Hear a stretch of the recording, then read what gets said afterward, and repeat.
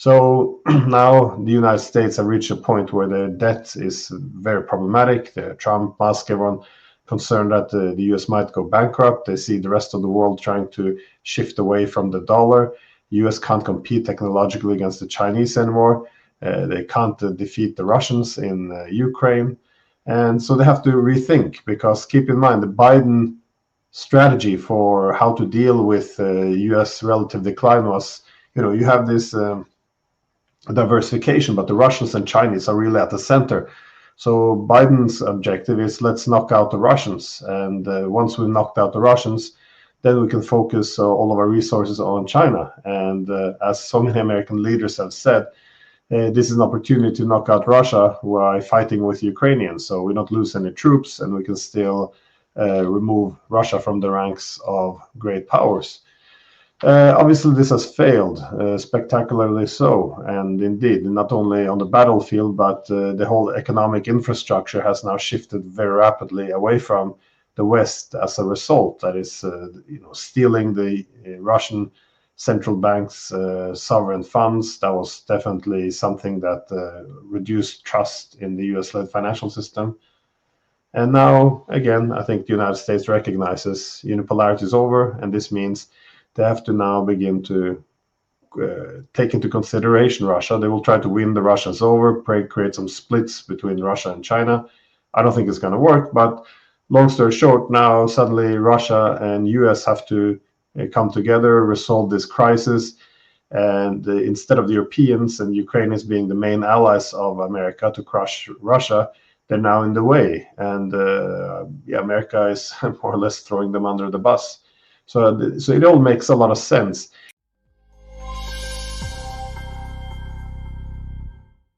On this episode of What the Finance podcast, I have the pleasure of welcoming back a very popular guest, Glenn Diesen. So Glenn is professor at the University of South-Eastern Norway, as well as a well-known geopolitical commentator. So Glenn, thanks so much for coming on the podcast today. Thank you. It's great to be back on. No problem. Looking forward to the conversation. You're just saying it's a crazy 10 days that you have never seen in your career before. So it'd be interesting to hear your opinion on what we've sort of experienced those past 10 days. No, it's just been one event after the other, become quite wild. Began with Marco Rubio announcing that the unipolar order is over, and suggesting that the US now has to adjust to the entirely new set of rules of multipolarity. And then, of course, you had the Munich Security Conference, in which it's because essentially the Western powers meeting and inviting, of course, other parts of the world, and it's an opportunity for Western countries to point out why, like, who are the main adversaries, where's the security challenges coming from, and instead you had Vice President J.D. Vance arguing that your main threats aren't from China or Russia, it's Europe's descent into authoritarianism, and the Europeans, of course, very upset. And then we learn that Hegseth is telling the Europeans also that the new peace agreement in Ukraine will have to be based on some common sense, which means no NATO expansion. Ukraine will not be able to get its territories back. There will be no US security guarantees. And also, just on the icing on top, is that the United States will not be prioritizing Europe anymore. In other words, America is pivoting out of Europe. And then, of course, they announced negotiations, or the start of talks. So the Russians and the Americans meet in Saudi Arabia. The Ukrainians and the Europeans are not invited. The Europeans even ask General Keith Kellogg, can you promise us the Europeans will be involved? And he clearly says no. So it's, and of course, over the last 2 days, we've seen the Trump administration and Zelensky throw insults at each other, and Trump arguing that Ukraine started this war. They could have negotiated any time in the past 3 years, and now he will take care of business without them. So it's, you couldn't make this up. This is This is a lot of huge developments happening over a very short period of time. Yeah, and where do you see it going? Because as you said, it's happened so quickly, and it does seem it's sort of almost a Potsdam event where, these two, I guess, powers, people would maybe argue if Russia is still a great power, but they are two large countries negotiating, and then about a country that's not included in the situation. Do you see it as another event like that, or what do you think? Well, I think what's happening is not that unreasonable. It sounds a bit crazy, but it's because this is a huge shift. This is again, end of world order. I think if we take a step back and look at what's actually been happening, it does make some sense. Because keep in mind that after the Cold War, we began, or the United States decided to establish a new world order based on global primacy or hegemony, unipolarity. Now, this is a very different set of rules. Usually, when you have in the international system, the great powers will have to cooperate to some extent. They have to recognize the principle of indivisible security. That means, one side shouldn't expand its security at the expense of others. And the great powers try to settle things between them. And so, don't expand your security at the expense of others. This is the key. However, in a hegemonic order, the rules are very different. Now, security doesn't depend on the great powers not undermining each other and, again, engaging in security competition. No. Security depends on just the dominant power, the United States, being so dominant that no other great power can even think about challenging it. And this was the main argument that came around in the 1990s by the people either opposing NATO expansion or the one who were in favor of it. They said, yes, we might alienate the Russians. Yes, they will feel threatened, but who cares? They're a third-rate power. No one cares anymore. And this is the hegemonic piece. This is one side being so dominant, you don't have to take into consideration others.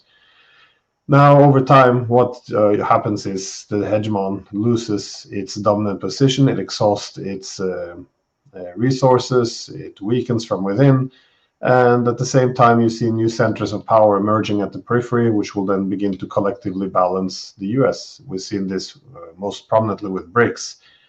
So now the United States have reached a point where their debt is very problematic. Trump, Musk, everyone concerned that the US might go bankrupt. They see the rest of the world trying to shift away from the dollar. The US can't compete technologically against the Chinese anymore. They can't defeat the Russians in Ukraine. And so they have to rethink, because keep in mind the Biden strategy for how to deal with US relative decline was, you have this diversification, but the Russians and Chinese are really at the center. So Biden's objective is, let's knock out the Russians. And once we've knocked out the Russians, then we can focus all of our resources on China. And as so many American leaders have said, this is an opportunity to knock out Russia while fighting with Ukrainians. So we don't lose any troops, and we can still remove Russia from the ranks of great powers. Obviously, this has failed, spectacularly so. And indeed, not only on the battlefield, but the whole economic infrastructure has now shifted very rapidly away from the West as a result. That is, stealing the Russian central bank's sovereign funds. That was definitely something that reduced trust in the US-led financial system. And now, again, I think the United States recognizes unipolarity is over, and this means they have to now begin to take into consideration Russia. They will try to win the Russians over, create some splits between Russia and China. I don't think it's going to work, but long story short, now suddenly Russia and US have to come together, resolve this crisis. And instead of the Europeans and Ukrainians being the main allies of America to crush Russia, they're now in the way. And America is more or less throwing them under the bus. So it all makes a lot of sense. Indeed, I actually published a book back in 2021 with the title Europe as the Western Peninsula of Greater Eurasia, where I made the point that Europe would end up in a situation at some point where it would have to either diversify or become a vassal, which the US wouldn't even want to keep that anymore. So it's a very interesting period in history, but the Europeans are not handling it very well. They're quite hysterical over here. So yeah, a lot to touch on there. Is it is really a history-changing event, it seems. So do you see the Middle East, and I guess, if we go back 2 decades, the intervention in Afghanistan, in Iraq, do you see that as sort of similar to the USSR's intervention in Afghanistan as well? It was just this forever war that they continued to throw out against these guerrilla fighters that just sort of drained them financially. Is that how you sort of compare it? Yeah, it's well, it has other historical comparisons as well. That is, in the 19th century, there was a major struggle between for control over Eurasia. There's a huge landmass between that Atlantic and Pacific. It's the Russians as a land power was expanding from the center to the maritime periphery. The British Empire relied on controlling it from the maritime periphery, and they more or less were locked in, this what we refer to as the Great Game through the 19th century. And this was fought out in Central Asia, and Afghanistan became the buffer state. But this is also what drained a lot of the resources of the British. So that's why they call Afghanistan, the graveyard of empires. And then, of course, the century after, the Soviets got stuck in Afghanistan. Then 40 years later, you have the Americans stuck in Afghanistan. Sorry, not 30 to 30. Well, we were there for a long time. And this is I think this was a huge mistake of the United States, because U.S. is as a maritime power, the ideal strategy it can pursue is that of an offshore balancer. That means you can take advantage of being positioned on the island far away, and your main security derives from controlling the seas. So in other words, you don't get involved in these huge land wars on the Eurasian continent. What you do is, if there is a major war, such as World War I or II, you wait until all the different parties have exhausted themselves in terms of blood and treasury. You join the war towards the end, just to impose a political settlement, which leaves a balance of power to make sure that one power can't rise to dominate, and make sure that key centers of power, be Germany and Russia, do not come together. But what you don't do is spend all your resources on trying to do a land war, which we saw this massive long occupation of Afghanistan, Iraq, and this just drained American resources. It not just the money and the military, but it also drained its legitimacy around the world to act as this world policeman under the unipolar order. And it just hastened the decline. And again, after 30 years of these forever wars against small and mid-sized countries, we now see, after all these failures, that the US wanted to take the fight on to fight the great powers, that is the Russians and the Chinese. And I think this is very dangerous. Yeah, very, very dangerous indeed. And it does seem that if we look at Biden's sort of tenure, it was probably one of the worst from a geopolitical perspective. It seems like there was only lost wars and really not much to gain. There is a terrible interview he did. He did many poor ones, but one of them, he was asked, we now pushing both the Russians and the Chinese, who might end up in a conflict where we will fight both of them. Is this not dangerous? This was a great fear of Mackinder, Kissinger. You don't bring these two Eurasian giants together and then end up in a fight with both. And Biden's answer was, we're the United States of America. We're the most powerful country in the history of the world. We can fight both China and Russia at the same time. This is not a problem. More or less along those words. This is, shows a bit of the delusion, the assumption of unlimited resources, both economic as well as military. The US has drained itself. It exhausted itself, and now you see a huge shift. So, no, but I think Biden has been immensely damaging to the United States. These 4 years have really been just a complete disaster at so many different levels. Yeah, I definitely agree with that. So you mentioned there that you think that the US are going to try and, get cozy up to Russia, try and resolve the issue, and then potentially put a split between them and China, like what Nixon did sort of in the 70s. Is that, do you think that's a strategy, but you don't think it will be successful? Yeah, well, that was the European security architecture. So instead of having an inclusive European security architecture where security actually depends on making sure that the major powers in Europe don't become engaged in security competition, the opposite was done. Just expand NATO closer and closer to Russian borders. And Ukraine obviously was seen as something, everyone recognized this would very likely trigger a war. I mean, I can go through a list of all the different political leaders who have said this. But it was also seen as something that would make finally push the Russians out of Europe. It would make them less relevant. So it was seen as a way to perpetuate the unipolar order. So, but now I think as the US is shifting and they're recognizing it's a multipolar system, they have some different things to do. One, they have to pivot. They have to pivot to Asia because their main challenger is China, the way they see it. So this whole idea of maintaining its position in Europe has to be reconsidered because the world isn't really Eurocentric, by any stretch of the imagination. So suddenly the NATO infrastructure becomes, instead of an advantage, something that ensures US hegemony. It becomes something that holds them back and prevents them from challenging the Chinese. So that's one of the things. The Americans would like to get out of Ukraine now so they can get out of Europe. This is, and then pivot to Asia. So this is suddenly, well, what's the point of NATO here now? That's why the Americans are saying, the Europeans shouldn't just pay 2% or 3 or 4. They should pay 5% of their GDP and push it into to fight for Europe on their own. So they still want the Europeans to remain politically and economically obedient, of course, but they don't want to pay for it anymore, as they've done in the past. So it's a massive shift, and now suddenly that this is what's the point of NATO now? And it wouldn't surprise me if NATO ends up becoming a casualty here and actually falling apart over the next few years. So no, it's massive shifts coming.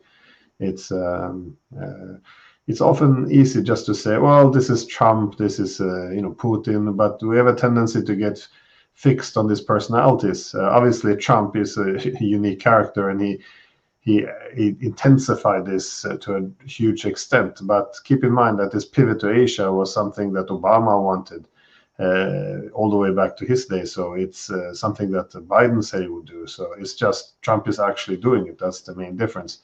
And in order to do so, he will crack some eggs, essentially, and that's what we're seeing now. Yeah, it's definitely cracking eggs. And what do you think this means for Europe? Is it possible for them to, I guess, become their own security alliance and to increase their GDP spend per GDP, and to be honest, try to do it efficiently? And do they need to? Is Russia really a threat? Is the question.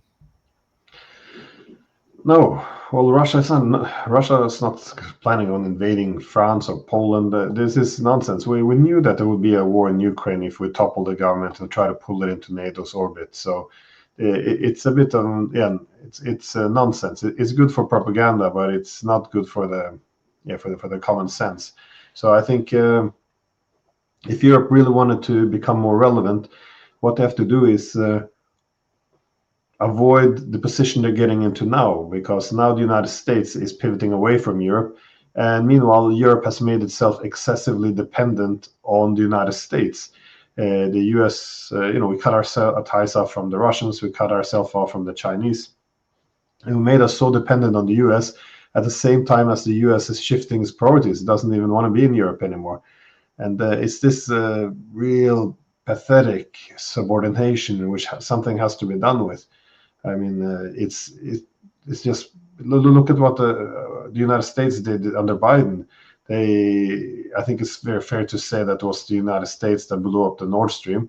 And then you had back in October now, you had the president of Germany, Steinmeier, who gave a medal of honor to Biden. It's just the subordination. And this was at the same time the Americans were cannibalizing the German industries.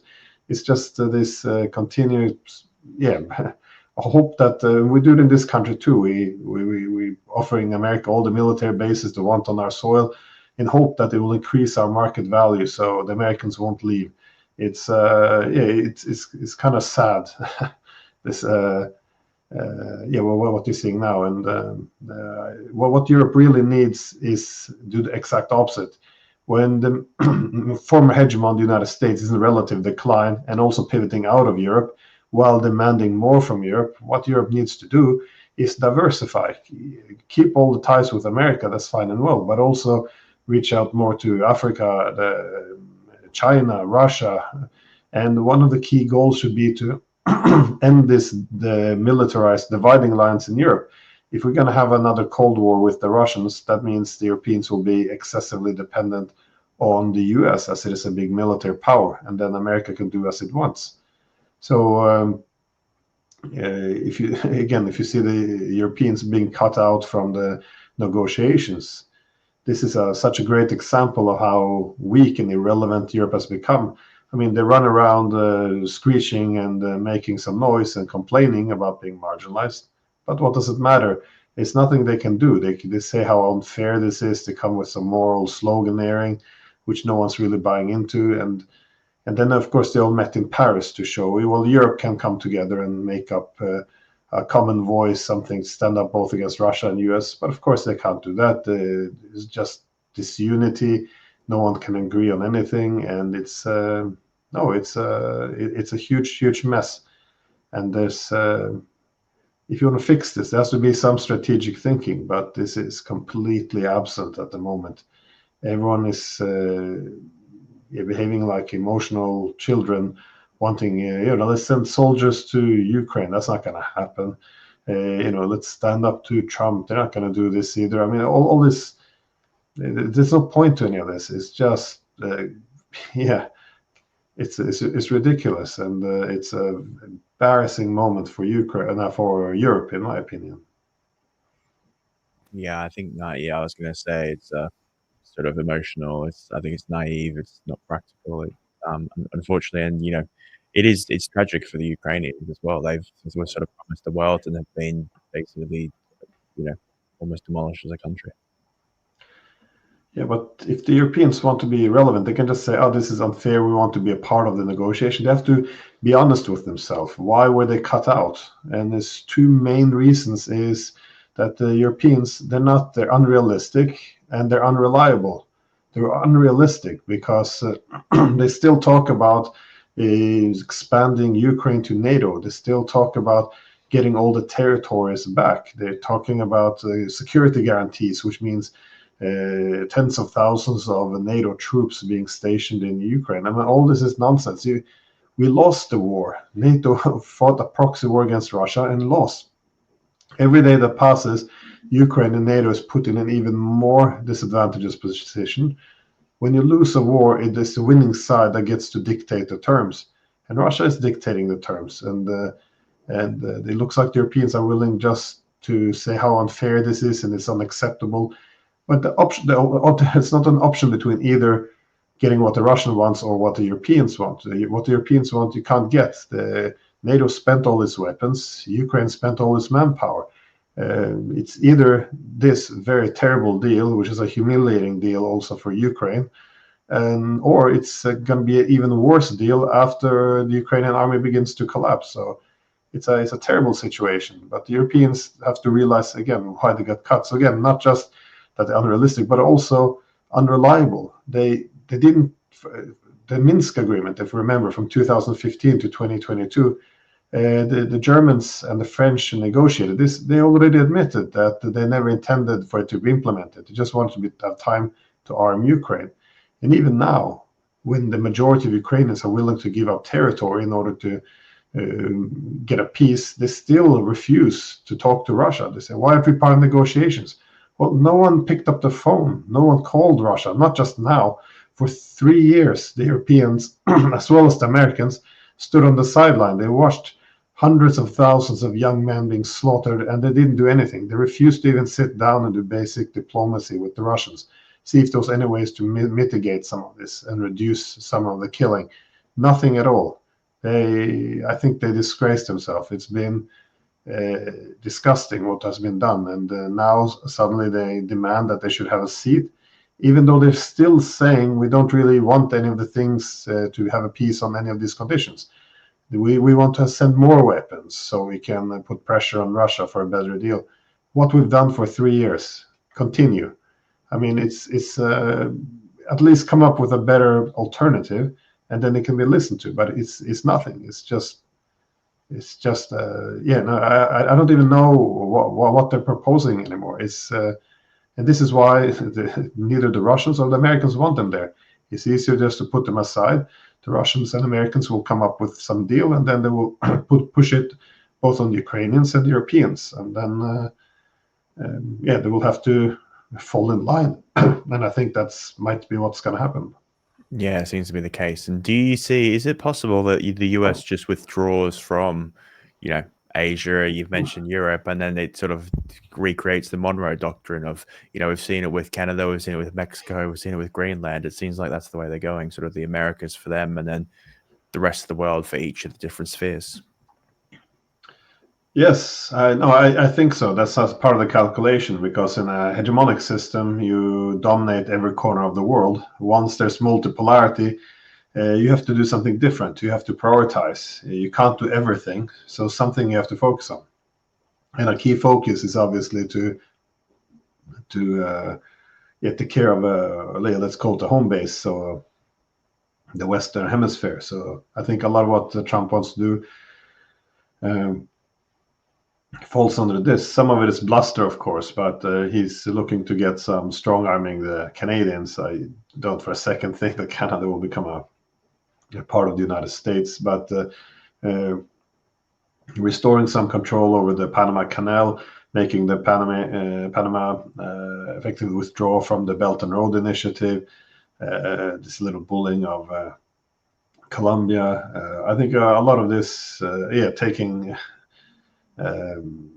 Greenland. I don't think they actually have to take it. I think there are a little bit of threats, and Denmark will give them all the base deals they want. So, but it's essentially strengthening at home, also defending the borders to a larger extent, and not So this is a key issue at home, and then of course you have to shift priority towards China because that's your main rival.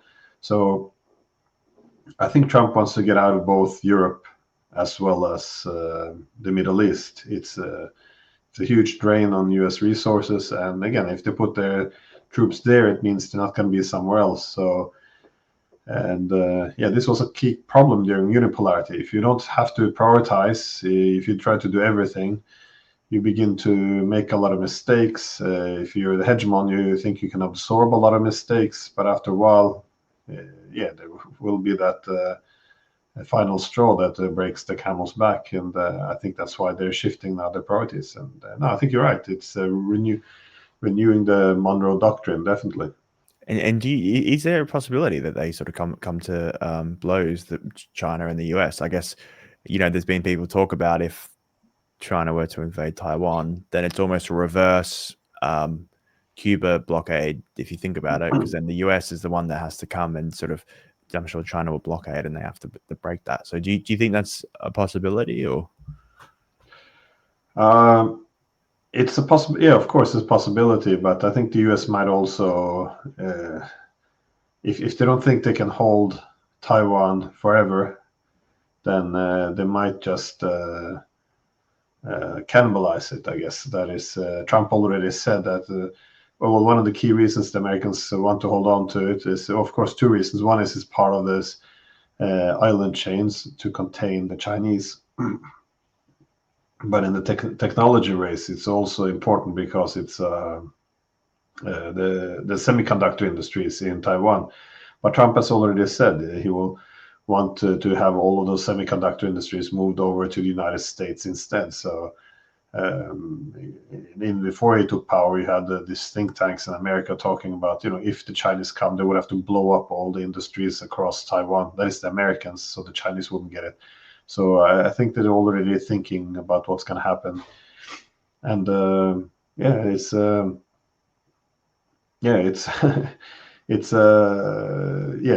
cannibalizing some of your allies because they can see what's going to happen over time. Countries who do not diversify, they will become less relevant and weaker, as we see now with Europe. And if they do try to diversify, America might lose some of the control over the semiconductor business there, and that's also not acceptable. So I think that they will, cannibalize them. I think this is the way they will go. So it's a very different world which is coming now. Yeah, it seems like it. And I guess for, this goes on to China and BRICS, and do you see this being an alliance that continues? And then, does it even get to the point where maybe China and India are sort of the ones that are competing for dominance over this alliance? No, it could be. The Indians, they can't really compete against the Chinese yet, but it's also a different system. I mean, I think we got a bit stuck in our heads the geopolitics of, for example, the Cold War. You had two centers of power, and because the ideologies were incompatible, because they set up such a zero-sum alliance systems, there was always a competition for hegemon. One would win, one would lose. But in this vast, huge Eurasian continent, the benefit of being so large and having so many great powers on it is no one's able to dominate. And I think if China gets stronger, the Russians and Indians might cooperate a little bit more together. The Europeans might start to work a bit more with the Russians. There's different ways for them to diversify to make sure that China might be powerful, but it can't dominate. So I don't think we're going to end up in a situation where the Chinese and the Indians are fighting for hegemony or dominance, because the other states wouldn't want it. So in other words, if in a hypothetical situation, if China becomes overwhelmingly powerful, other countries will do more trade and deals with the Indians. If India becomes too powerful, they will lean more towards China. So there's a tendency for a natural equilibrium to establish itself, simply because nobody wants to live under a hegemon, under a dominant state. So traditionally, we looked at balance of power in terms of military force. That is, if China's military is strong, then the military of Russia might align with the military of India. But this is in the economic or the geoeconomical world.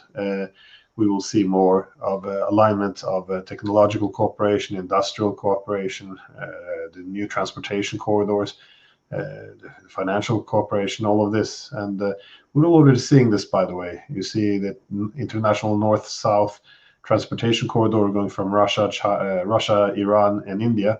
Part of the objective here is to have more of a balance of dependence or an equilibrium on the Eurasian continent. They want to have more. This is not just a transportation corridor, which is much faster and cheaper than the Suez alternative, but it's also contributes to reshaping some of the supply chains, some of the financial cooperation. So and the Chinese aren't opposing it, by the way, because they're not trying to assert hegemony. So they're not. If they try to do so, they might lose the Russians as their most important partner. So they made their peace with this, and the Russians also made their peace with it. They say China can be the leading economy in Eurasia as long as they don't get to dominate. And the difference between leadership and dominance is if you diversify. This is the main issue. Then they can't dominate. So I think this is the direction of going, which is why I'm doubtful that the rivalry between China and India will be as intense as, for example, between the Soviets and the United States. So you think that China's, they're sort of saying, we don't want to be the hegemon. We want to obviously have influence. We want to have power. We want to be a global power. But this is more from an economic perspective, and it's not to dominate. That's sort of how you see it. I seen it with not just the way they set up the economic system, but also look at the largest institutions being set up. When the Shanghai Cooperation began to transition a bit from being only about military cooperation to economic, then it meant that leadership transitioned from Russia to China. But then for the Russians, it's good for them to have India, Pakistan, Iran, other large powers in. China will still be the largest one, but they can't dominate if you bring in other great powers into this, or large powers at least. And the Chinese were happy with this. when the Chinese and the Russians, in Europe, we all thought that they would clash over Central Asia. It never actually happened because none of them attempted to establish hegemony. Instead, they harmonized their interests, and we therefore saw that the Russian-led Eurasian Economic Union was harmonized to a large extent with China's Belt and Road Initiative under the auspices of the Shanghai Cooperation Organization. So I don't see anything that China has done indicating that they're going for hegemony. They haven't, opposed, for example, this international north-south transportation corridor between the Russians, Iranians, and Indians. And furthermore, their statements, when you would expect that a hegemon would embrace an ideology which advocates for sovereign equality. In other words, an ideology which makes it legitimate for China to interfere in the domestic affairs of other countries, to dominate other countries. For example, the United States, when it decided to go for the hegemonic order after the Cold War, it began to push all of these things like humanitarian wars, democracy promotion, even global war on terror. All of this are the same concept. That is, we already have human rights and democracy, so no one can interfere with us, but we can interfere in domestic affairs of others. Now, in contrast, you see the Chinese making statements such as saying all civilizations have their own path to development. So one civilization should not dictate or tell another one how to develop. This is an internal issue. This is not something aspiring hegemon would say. Aspiring hegemon would say, we crack the code to development. We will come to the rescue of all the peoples of the world and give them their freedom. This is what a hegemon would say. They're not. They're doing exactly the opposite. So yeah, this could change in the future. There's nothing is permanent. If China becomes excessively powerful compared to others, they might begin to embrace such ideologies. But to this point, I haven't seen it yet. Yeah, really interesting to hear. So, Glenn, thanks so much for your time today. We're sort of touching, going all around the globe. But my last question is, what is one message you want people to take away from our conversation? It's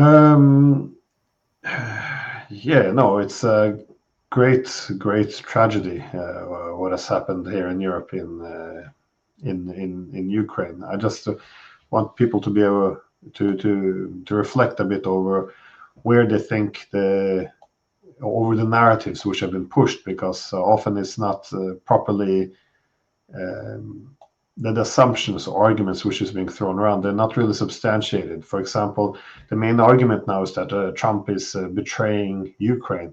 But but why? If the majority of Ukrainians are willing to give up territory now for peace, what exactly makes this a betrayal? I think the betrayal of Ukraine has been setting it on a path to a war with Russia, which we did after 2014. It was very obvious that this was going to end up in a war sometime. And once the war ended, cut all diplomacy and just send in all the weapons necessary, and just let Ukraine burn and have them try to weaken our adversary, by spending all their own youth. I mean, I think this was. It's been quite terrible to watch, and of course, anyone who criticized this and said we need negotiations, the Ukrainians can never win. They're just gonna have all these casualties every day. They're gonna lose more territory, more men. Everyone who said this was dismissed as being a Russian propagandist, carrying water for Putin. All of this stuff. Meanwhile, the people who just said no, weapons are the path to peace, no diplomacy, no negotiations, and just fight to the last Ukrainians. They all color this in the language of morality, and it's from my perspective, it's been quite horrible. And now, of course, Ukraine will be thrown under the bus. It's the proxy wars come to an end. They're effectively like the Kurds of the north. Once we're done with them, they will be tossed away. And it's awful, just awful what's happened there. And but the people who claim to always support Ukraine, I don't see what they've actually done to support at all. So I would just ask people to be a bit critical of the language that's being thrown around of, hey, he supports Ukraine, this one is betraying Ukraine. No, I tend to be very, very critical of these arguments altogether. Yeah, I agree. It is tragic. But yeah, Glenn, thanks so much for your time today. Really appreciate it, and really appreciate your unique perspective and pragmatism, I guess, about all this, which is, as you mentioned, quite different to, unfortunately, a lot of Europe and other parts of the world. But if anyone wanted to find out more about your work and what you do, where would the best places for that be? Well, most of my articles, as well as the videos we make, all end up on my Substack. So it's Glenn Diesen Substack, and I also publish some of it on Twitter. That's mainly it. And of course, I have my own YouTube channel as well. So we often interview leading experts. So former CIA director of Russian analysis, John Mersheimer. We do various ambassadors. We had a president. So we do this kind of interviews to get some expert opinions, given that the media has become so narrative driven. So we try to push on this there. But again, I put these videos also on my Substack. So that's probably the best point. Great. I'll put that in the description below. But thanks again for your time. Thank you, Anthony. Good to see you again. Hey everyone, thank you for listening. I really appreciate the support. If you've got value out of this, I'd really appreciate it if you could like, subscribe, or comment, good or bad feedback. I'm always open to that. But it really helps with the channel. As I said before, only about 14% of people actually subscribe to this channel. So if you were to that, it would really help. It could mean we could continue to grow. If not, thanks for watching and see you on the next show. And you also might like this video right here. All right, thanks again.